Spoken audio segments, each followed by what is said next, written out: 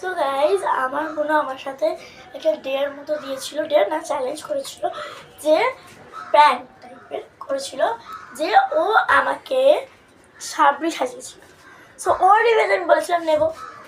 So আমি ওর revenge এখন নেবো, এই ভিডিওতে নেবো। চলো এবার ওকে ডাক। ও না বাইরে চলে গেছে, চলো ওকে নিয়ে আসি। মনো, মেধা,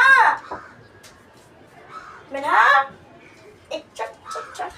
দেখো বাড়িটা থেকে টেনে আনলাম। চলো আমি ওকে লুক দিয়ে মেকওভার করে আনছি। চল মেকওভার করে চল। গাইস ওকে নিয়ে আমি চলে এসেছি। সো এবার তোমাদের দেখাবো। ভিডিও চালিয়েছিস? হ্যাঁ চল আয় নাকি দেখ, তোকে দেখ, দাঁড়া দেখ। ও গাইস ওকে দেখা যাচ্ছে, দাঁড়াও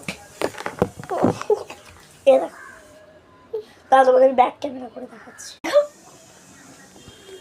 এরকম লাগছে, চোখ বন্ধ কর, চোখ বন্ধ।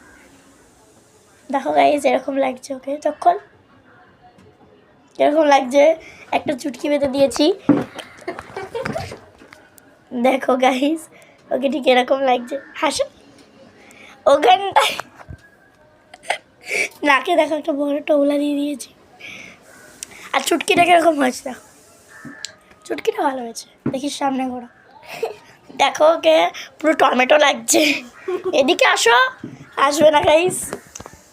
দেখো গাইস আমি ওর পরে রিভেঞ্জ নিয়ে নিলাম।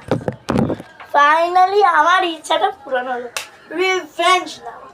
তো আমার ইচ্ছু কাউকে দেখাতে পারিয়েছে হয়তো, কারণ আমি গাইস ওকে পুরো লালটু ফুলটু সাজিয়ে দিয়েছি। আমার ইচ্ছা ছিল ওকে চুটকি সাজানোর, বাট আমি দুটো যে বাঁধবো বেনি হলে বেশি ভালো হতো। ও চুটে ছোটো না তো মানাবে না ওকে, তার জন্য আমি ওকে টমেটো সাজিয়ে দিয়েছি। ভালো লাগছে গাইজ, ভালো লাগলে কমেন্টে জানিও। টমেটোর কালারটাই তো ভালো আসেনি আমি। হ্যাঁ দেখো, এ দেখো তাও তো পড়ে আছে, এটাতেই হবে। চলো বাই বাই।